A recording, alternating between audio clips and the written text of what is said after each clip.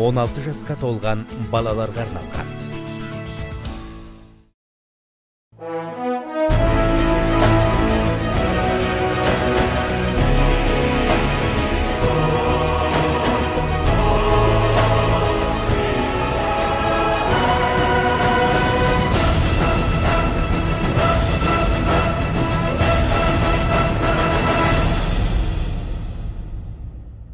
Аса ірі мөлшерде есірткі затын заңсыз иемденіп сақтады деген күдікпен үстінен қылмыстық іс қозғалған қала тұрғыны соттан өзін ақтауды сұрады. Жазықсыз қамалдым, еш кінәм жоқ деп отыр. Сот күні кеше оны 3 жыл 6 айға бас бостандығынан айыру жазасын тағайындады. Құқық қорғаушылар үшін бұл дер кезінде ашылған кезекті қылмыстық іс болуы мүмкін. Әйтсе де тағдыр талқысына түсіп, ақ пен қараға шырмалған жанның аманатын жеткіземіз. Армағайын эфирде заң сөйлейді. Бүгін көретіндеріңіз, ақыл есінде ауытқуы бар азаматқа көлік басқару құқығы қалай берілген? Психикалық диспансерде тұрасыз ба? Ол көрген жоқ ма? Қалай білмейсіз? Жауапкер өзін жынды емеспін деп отыр. Сот не дейді?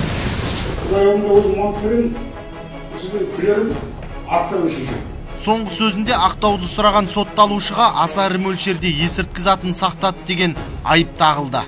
Оны әкеліп тастады деуге, бір сізге анайы тастап салып жіберді деуге, әкеліп сөзі жасырды деуге негіз жоқ. Сот жазалаушы ма әлде ақиқатты анықтап әділ шешімін шығарушы ма? Жазаның ең қатаң мөлшерін тағайындап жүрген. Сол 15 жыл бас бостандығынан айыруға берген кезім. Облыстық соттың судьясы Ермек Тұрбаевтың сыр сұхбаты. Төрелігін айтам деп, туғанына жақпайсың. Ауыл тұрғыны интернет арқылы өз таныстарының атынан онлайн несие алып, шулатса, 5 баласы бар әйел дүкендегі алтын алқаны қолды қылам деп әлеуметтік желіде танымал болды. 370 мың теңгеге залал, мүліктік залал келтіреді.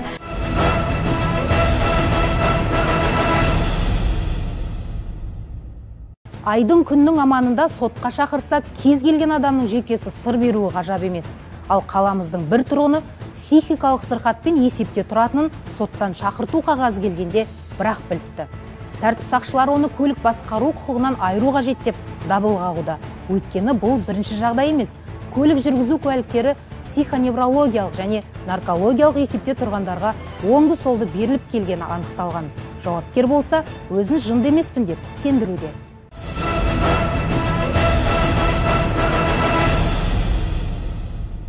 31 жастағы осы азаматты тәртіп сақшылары көлік басқару құқығынан айыру қажет деп сотқа шағым түсірген. Себебі жауапкердің, яғни жүргізушінің психикалық ауытқушылықпен есепте тұратыны анықталған.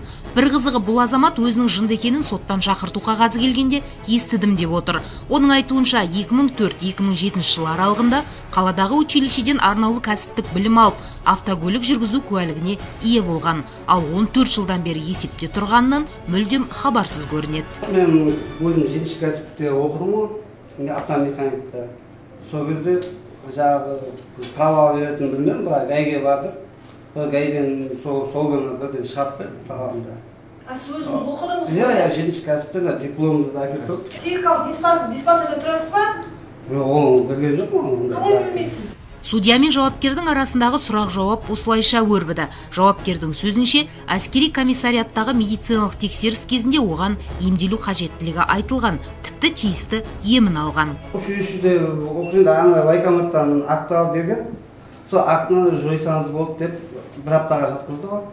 Сөйтті де актыны осы спискіден шығартаймыз деген негіз. Военкоматтан тексереді ғой, саған отқанмын, психикалық қасында отырмайым, бір кісі кіріп қалады, бетіме не olsun демеймін, мысалы, бір күліп қаласын, бір деп қаласың ғой. Сөйткен енді акты деген екен дейді бұл кезде, акты деп бас берген шыққан кезде, не ол деп, акты берма деп, не акты деп, қағаз деп, психикалық қағаз бас беріп болды. Сосын мен түсінбей қалдым, ол деген мысалы бір военкоматтан үшіншіде тексереді ғой, жаңағы сол училищеде тексереді ғой, бір тексеріп келеді ғой, сол кезде бас жүрген ғой, актыны маған.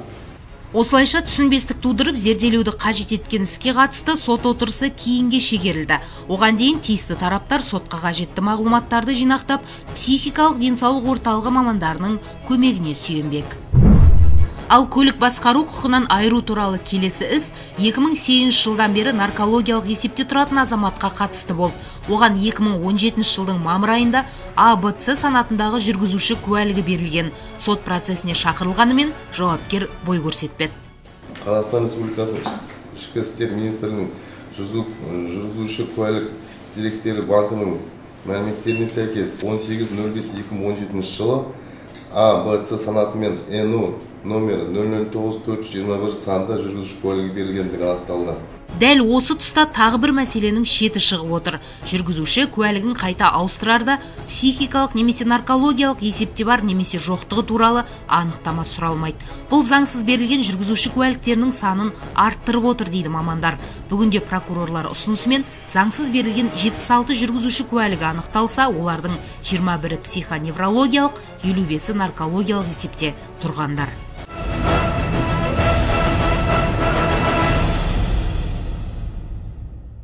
Журналистердің назар нысанасына іліккен процесс. 53 жастағы қала тұрғыны гашиш сақтады деген күдікпен уақытша ұстау абақтысына осыдан 4,5 ай бұрын түскен. Біздің назарымызды аудартқан мына жайт. Облыстық адвокаттар алқасының адвокаты Тоқтар Мырзамбетов қорғауындағы адамның құқығы шектеліп отыр деген батыл мәлімдеме жасады. Сот залынан әзірленген репортажымызды назарларыңызға ұсынамыз.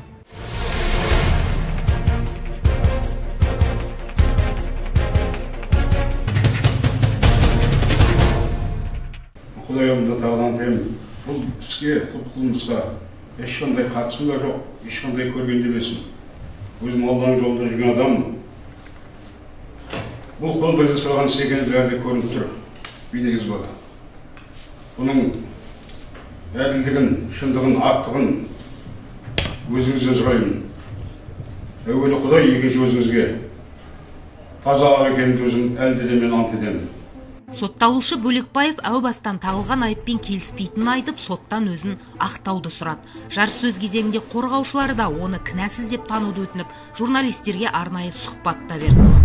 Алдымен болған оқиғаны баяндасақ, үстіміздегі жылдың 1 шілдесінде құқық қорғаушылар 53 жастағы қала тұрғынның ауласын тінтіп жүріп, иісшіл иттің көмегімен есірткі затын тапқан. Бір дана полиэтилен пакетінен скотчпен оралған жасыл түсті ерекше хош иісі бар ұнтақ жаңадан салынып жатқан құрылыс нысанынан анықталған.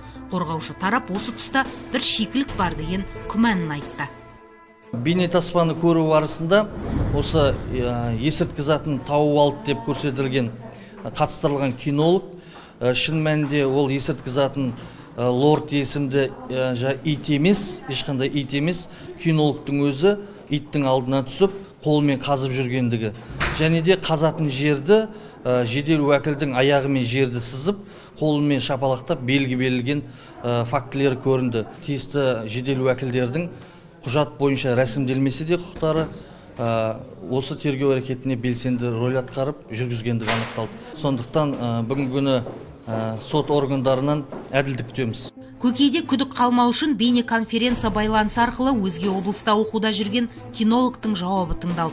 Қорғаушы мен төрағалық етуші кезек-кезек кәсіби дайындалған иісшіл итке қатысты сұрақтарын жаудырып, лордтың не ішіп, не жейтініне дейін білді. Сіздің итіңіз лорд деген ит қандай методикамен үйретілген? Қандай сертификаттарыңыз бар? Ол есірткіге методика активный деп айтады біз, яғни жерді қазып немесе істеп белгі береді. Ішкі істер министрлігіне бекітілген нұсқаулық бар екен сіздердің кинологтарға байланысты. Ит сіздің қай жағыңызда жүру керек? Ит сол жағында кинолог. Так, сол жағыңызда жүру керек. Сол жақта жүрген кезде иттің алдына неге өздеріңіз қазып жүрсіз? Ит ешқандай белгі беріп атқан жоқ. Видеоны көргеннен кейін айтып тұрмын. Алдында сол жерге өзінің белгісін бергеннен кейін мен айтып, содан кейін барып, ит арнауы дәрші қаза алмайды. Сосын мен өзім көмектестім итке. Итке сіз көмектестіңіз ба? Жоқ, ит қазып өзі бірінші. Видеоны қарасаңыз, ит өз жерде, сол жерде барып, басқа жерге барған жоқ. Ал енді айыптау нұсқасына сүйенсек, сотталушы Бөлекбаев аса ірі мөлшерде есірткі затын заңсыз иемденіп сақтаған. Бұл ауыр қылмыс санатына жатады. Бірақ мен жолдасымды айыпты деп таппаймын ешқандай да. Менің жолдасым екеуміздің арамызда 5 бала бар, 3 немере бар. Сүтті үйіп отырған отбасы едік. кәмелеттік жасқа толмаған 2 баласы бар. Өзінің денсаулығы жоқ. Эпилепсиямен 20 жылдан бері учетта тұрады. Оған қосымша сахар ауруымен ауырады, оған қосымша давлениемен ауырады.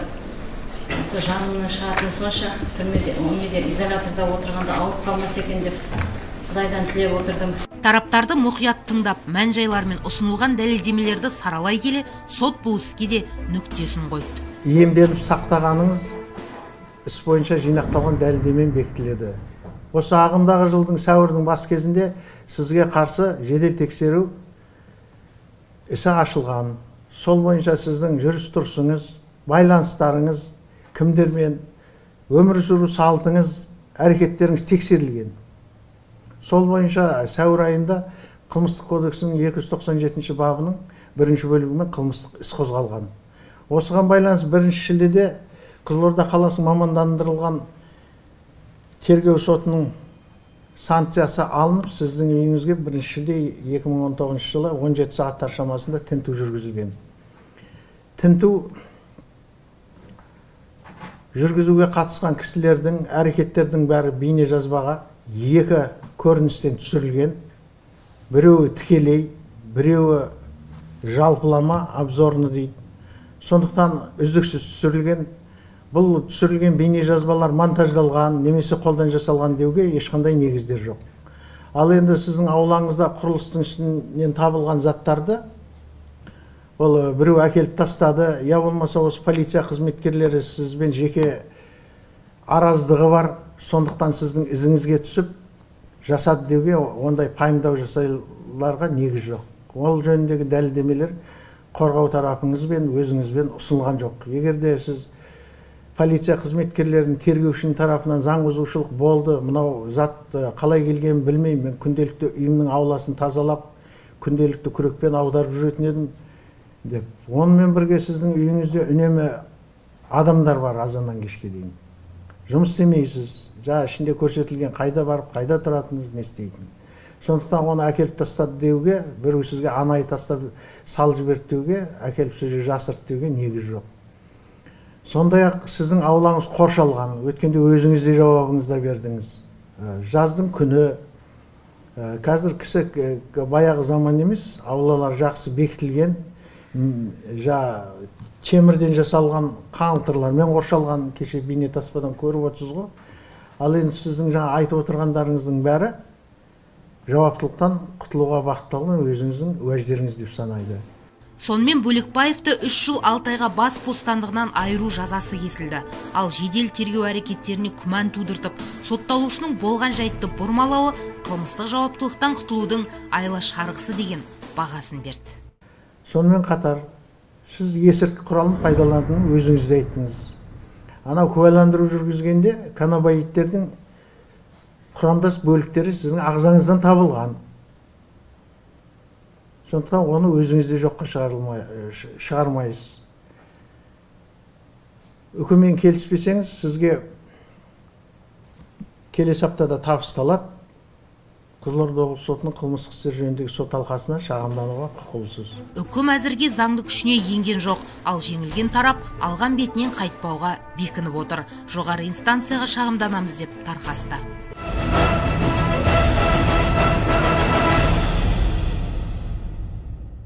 Түрме адамды түзей ме? Тезге сала қою екі талай дерсіз. Ал сот жазалаушы ма әлде ақиқат танықтап, әділ шешім шығарушы ма? Байыбына барсақ, сот ешкімнің ығына жығылмайтын, дұрыс пен бұрысты ажыратып, қарағылды қақ жаратын орган. Солай болу тиіс. Ренжіскенді татуластырып, дауласқанды табыстыру да соттың құзыретіне кіреді. Бір қызығы бітістірудің де кейде өз айла тәсілі болады екен. Облыстық соттың судьясы Ермек Тұрбаевтың сыр сұхбаты.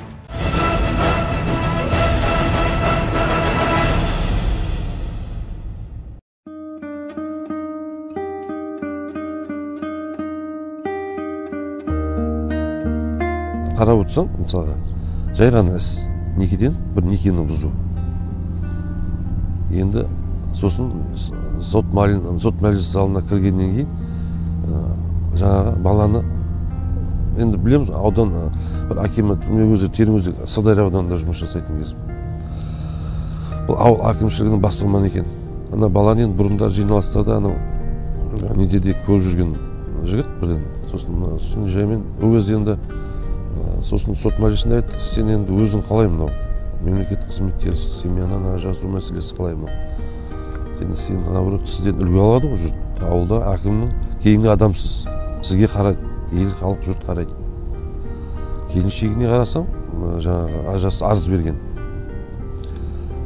жаңағыдай кетер емес. Бұл жерде енді бір нәрсе болған сездім мына жерде, или екі жақтың бір болмайтын нәрсеге екеуі арыздасып соған сотқа дейін келіп тұрған, сосын не болса да екеуін татуластырып жіберу.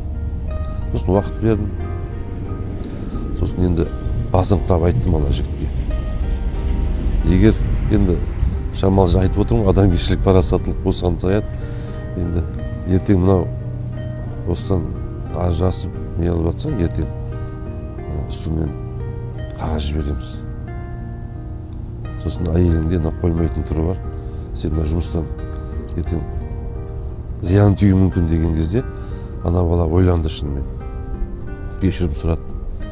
Оның алдында да енді татуласқысы келіп тұрған, мен айтқан одан сайын сеп болды ма, бір кезде уақыт беріңіз деді, 15 минут, 20 минут жетеді деді. Сосын енді жарайды, үзіліс жариялап, сот залынан шығып, кабинетіме баратсам, аға хатшым жүгіріп келді, ай не болып қалды деймін, ана қараңызшы деді.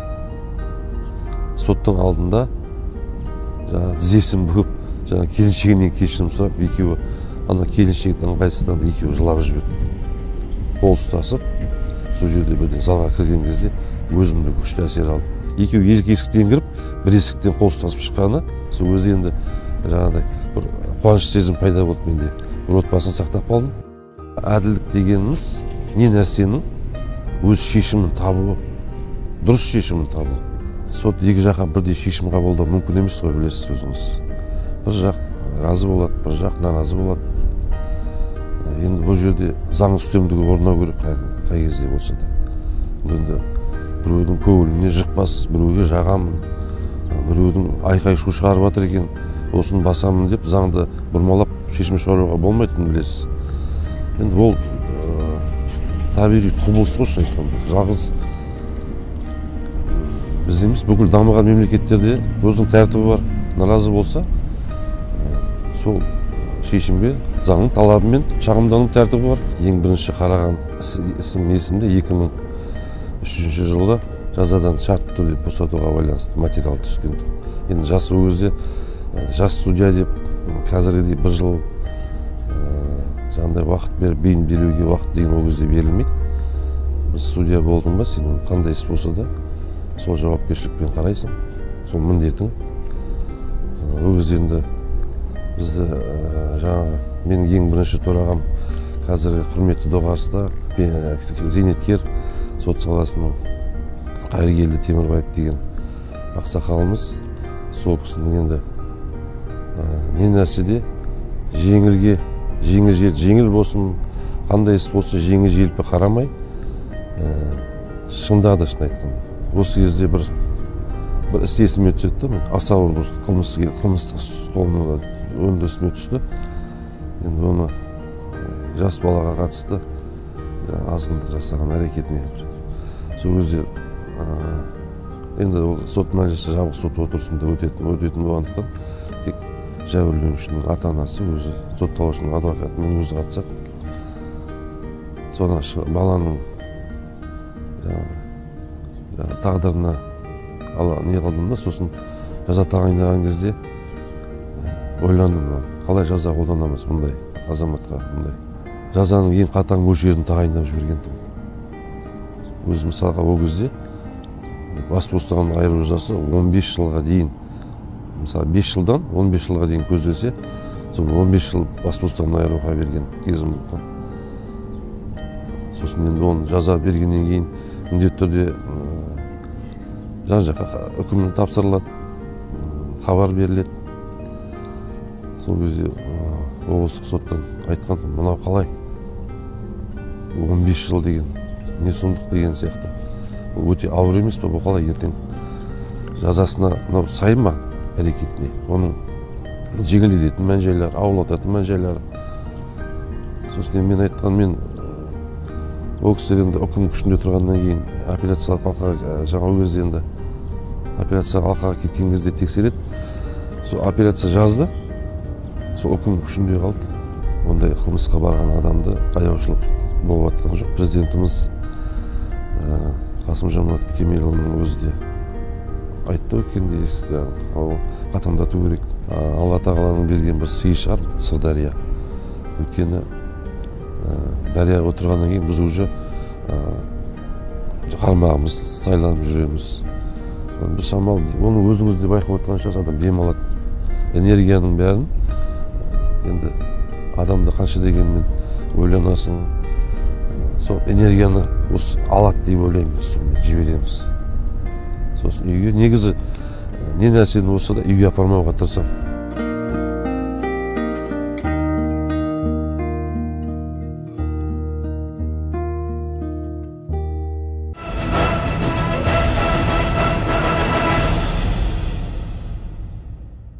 Алаяқтардың құйтырғы әрекеттері бірінен бірі асып түседі.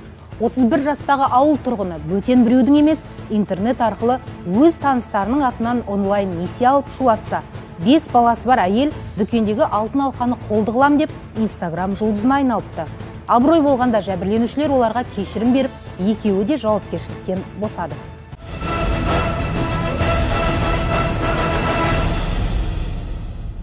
Бәрін төлеп болдым, кредиттерін, бәрін несиелерін. Тек ол кісі сот орындаушыға. Сіз өткен сот отырысында айтқансыз, барлық несиені төледім деп. Анықтама алу үшін уақыт беруіңізді сұрағансыз. Анықтама алу үшін одан кейінгі сот отырысында өзіңіз келмей қалып тұрсыз. Сіз кіммен ойнап, кімді ойнатып жүрсіз, бұл жерде кімді алдап жүрсіз? Мен сізді түсінбедім. Жоқ, апай, алдап жүрген жоқпын, шынында. Сотталушының бұл іс-әрекетін жәбірленушілер кезекті қойылым ретінде қабылдады. Өйткені осыдан 1 жыл бұрын дәл осы азаматшаға аяушылық білдіргеннің арты үлкен дауға ұласты. Банкомат картасы бұғатталып қалғандықтан бірнеше айдан бері жалақысын ала алмай жүргенін айтып, ауыл тұрғыны таныстарын алдап соққан. Айлығымды аудартып алайын деген желеумен қос жәбірленушінің куәлігімен 20 сандық есеп шотын пайдаланып, солардың атынан интернет арқылы несие алып, бас пайдасына жаратқан. Бірінші жәбірленушінің ісі бойынша, эпизоды бойынша 3 бөліп алады. 50 мыңды бір рет алады, 30 мыңды бір рет, және тағы 50 мың теңгені алады. Ал екінші жәбірленушінің құжаттары арқылы 30 мың теңге несие рәсімдеп алады. Ажырасқан әйел тарыққаннан қулыққа барған шығар дейін десең, бұрында дәл осындай ісі үшін сотты болған. Дәніккеннен құныққан жаман деген. Абырой болғанда жәбірленушілер бұл жолы оған кешірім берді. Себебі істі қарау барысында қарызын толықтай қайтарып үлгерді. Ұрлық үшін жауапқа тартылған 5 баланың анасына қатысты қылмыстық істе бітіммен аяқталды. Қызылордада ем алам деп келген Жаңақорған тұрғыны базардан алтын бұйымдардың бірін білдіртпей алып кетеді. Қарбаласта саудаласқан болып ұрлық жасаған әйел бейнекамераға түсіп қалады. Интернет желісі арқылы өзінің суретін интернет желісіне көргендігі жөнінде бір танысы айтады, яғни сен ұрлық жасапсың деп. Сол интернет желісіне өзін көріп, жаңағы сатушыға келіп, өзінің алқасын қайтып береді. Сот отырысында әрине кешірім беретіндігін көрсетеді, себебі сотталушының 5 баласы бар, жас ана қазіргі таңда, күйеуімен қазіргі таңда ажырасқан, сол себепті жағдайына қарап кешірім беріп, ол да медиация тәртібімен аяқталды.